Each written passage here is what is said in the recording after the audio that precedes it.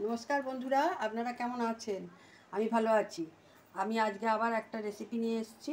এই ফুলকপি দিয়ে আলু দিয়ে আর এই মাছ দিয়ে ঝোল করব, তরকারি করব। দেখতে হলুদ দিয়ে নিচ্ছি আর এই নুন দিয়ে মাখিয়ে নিই। মাছগুলো দিচ্ছি।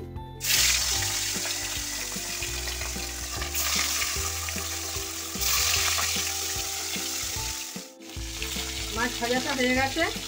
আমি এবার মাছগুলো দুভাবে মাছটা ভাজলাম। মাছগুলো আমি তুলে নিচ্ছি। আমি এবার ফুলকপিগুলো ভাজতে দিলাম, হলুদ দিয়ে দিচ্ছি।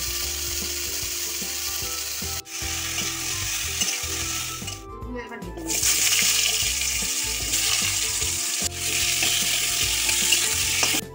আলুগুলো ভাজতে ভাজতে সেদ্ধ হয়ে গেছে, দেখুন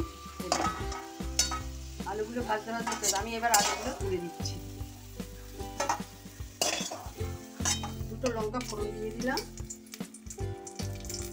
একটু জিরে ফোড়ন দিলাম, আদা রসুন পেস্ট করাটা আমি দিয়ে দিচ্ছি।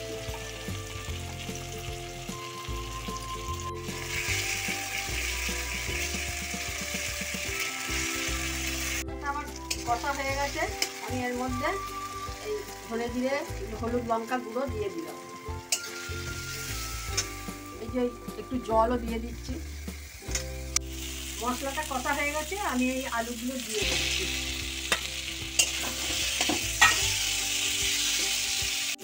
কপিগুলোও দিয়ে দিচ্ছি।